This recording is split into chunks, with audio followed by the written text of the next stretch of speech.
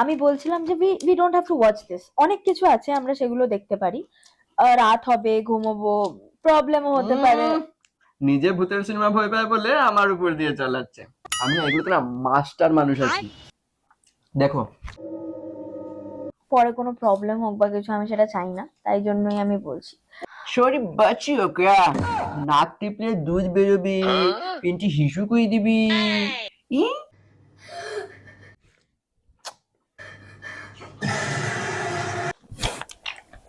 A few hours later. আমি যাবো না বললাম তো, দরকার আছে, দরকার আছে। আমি কিছুতেই যাবো না।